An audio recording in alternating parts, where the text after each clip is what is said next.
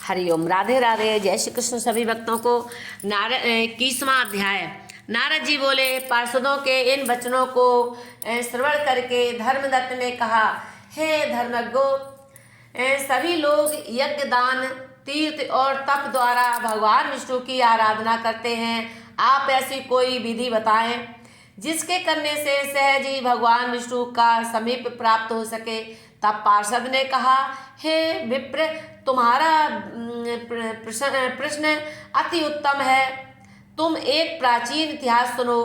कांचीपुर में चक्रवर्ती चोल राजा राज्य करते थे। उनके नाम से ही चोल राज्य प्रसिद्ध हुआ और उसके राज्य में कोई दुखी न व रोगी या दरिद्र नहीं था। उसने असंख्य यज्ञ किए।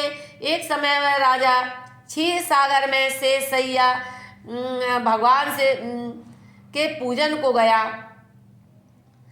वहाँ उसने उसका मणिक, मोती, स्वर्ण आदि से पूजन किया। पूजन करके वह बैठा ही था कि उसने देखा कि कांचीपुर में ही रहने वाला एक विष्णुदास नामक ब्राह्मण तुलसी और जल लेकर भगवान का पूजन करने लगा। उसी ब्राह्मण के चढ़ाए हुए तुलसी पत्र के से राजा के मणिक, मोती ढक गए। तो राजा ने क्रोध करके कहा, हे ब्राह्मण, मेरे रत्नों को तू क्यों ढक रहा है? अब ब्राह्मण ने कहा, हे राजन, गर्व मत कर, तू भक्ति को नहीं जानता है। तूने पहले कितने बार विष्णु के व्रत किए हैं। तब राजा ने गर्व से कहा, हे मूर्ख, तू भक्ति पर गर्व करता है। तुझ जैसे दरिद्र की भक्ति कितनी सी है। ना तूने यज्ञ किए, ना मंदिर ही बनवाया। अच्छा, हम दोनों की भक्ति की श्रेष्ठता का यही नियम है कि भगवान किसको पहले देखें। इतना कह दोनों चले आए। राजा ने मुग्दल ऋषि को बुलाया और आचार बनाकर वैष्णव यज्ञ किया। ब्राह्मण ने उसी स्थान पर रहकर माघ और कार्तिक मास के व्रत का सेवन किया। तुलसी वन बनाया और एकादशी को द्वादशाक्षर मंत्र से विष्णु का पूजन किया। उसका समय विधि विधान से उत्तम मास का सेवन करते हुए विष्णु भक्ति में व्यतीत हुआ। इस तरह से ये 21वां अध्याय समाप्त हुआ। 22वां अध्याय। पार्षद ने कहा कि एक दिन विष्णुदास ब्राह्मण के बनाकर रखे हुए भोजन को कोई मनुष्य चुरा कर ले गया। तब विष्णु आराधना में विघ्न पड़ने की बात सोचकर उसने दोबारा भोजन नहीं बनाया। अगले दिन उसने जब भोजन तैयार करके भगवान का भोग लगाने की तैयारी की तो उतने ही समय में फिर उसके भोजन को कोई चुरा कर ले गया। इस तरह से निरंतर 7 दिन तक विष्णुदास ब्राह्मण के भोजन की कोई चोरी करता रहा। तब उस धर्मज्ञ ब्राह्मण ने विचारा कि यह कोई सन्यासी का स्थान है, यहाँ तो इसको त्याग नहीं सकते। अगर दूसरी बार भोजन को बनाता हूँ तो मेरी आराधना में विघ्न होगा। बिना भगवान का भोग लगाए भोजन करना उचित नहीं है। ऐसा सोचकर उसने उस दिन का भोजन बनाया और उसके चोर को पकड़ने की ताक में छिप गया। इतने ही में एक अति दुर्बल चांडाल आकर भोजन को चुरा कर ले जाने लगा। तो उस ब्राह्मण को उस पर दया आई। उसने कहा, हे चोर, तू इस सूखे भोजन के साथ घी भी ले जा। इतना कह वह उस पर दया करके घी का कटोरा हाथ में लेकर चांडाल के पीछे चला। मगर वह चांडाल भयभीत होकर भागा। वह ठोकर खाकर गिर गया और मूर्छित हो गया।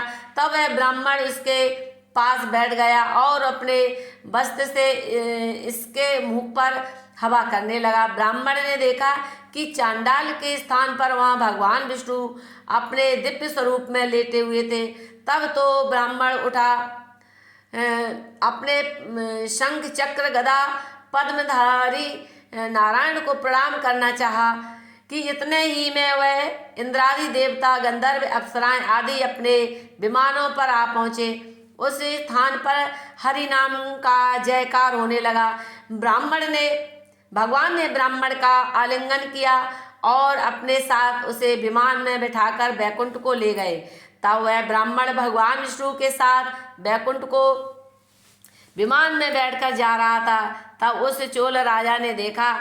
तब राजा ने अपने आचार्य को बुलाकर पूछा, हे गुरु, यह ब्राह्मण किसकी स्पर्धा से मैंने यह यज्ञ किया वह भगवान के साथ बैकुंठ जा रहा है। अगर इस यज्ञ के करने से भी भगवान अभी तक मुझसे प्रसन्न नहीं हुए हैं, मैंने आज स्पष्ट जान लिया है कि भगवान और किसी वस्तु से इतने प्रसन्न नहीं होते हैं जितनी की भक्ति से। अतः मैं यज्ञ तप दान आदि सब छोड़कर भक्ति करूंगा। तब राजा ने अपना राजपाट त्याग कर अपने भांजे को गद्दी पर बिठाया और यज्ञ कुंड के समक्ष जाकर अपने हृदय में भगवान विष्णु को धारण करके बोला, हे प्रभु, मुझे अपनी भक्ति दो। इतना कहकर चोल राजा अग्नि में कूद पड़ा। आचार्य मुग्धल ने क्रोध में आकर अपनी शिखा उतारकर अग्नि में डाल दी। तभी से मुग्धल शिखाहीन होते हैं। उस यज्ञ कुंड से भगवान विष्णु प्रकट हुए और उन्होंने राजा को आलिंगन करके अपने दिव्य विमान पर चढ़ा लिया और उसे वैकुंठ लोक को ले गए। हे ब्राह्मण, विष्णुदास और चोल राजा भगवान विष्णु के पुण्यशील और सुशील नामक पार्षद हुए। इस तरह से ये 22वां अध्याय समाप्त हुआ। जय श्री कृष्ण। हरि शरणम हरि शरणम हरि शरणम हरि शरणम, सदा सब प्रेम से बोलो हरि शरणम हरि शरणम। यही उपदेश मीरा को दिया था श्याम सुंदर ने, निकाला सद्य प्याले से हरि शरणम हरि शरणम। जय श्री कृष्ण।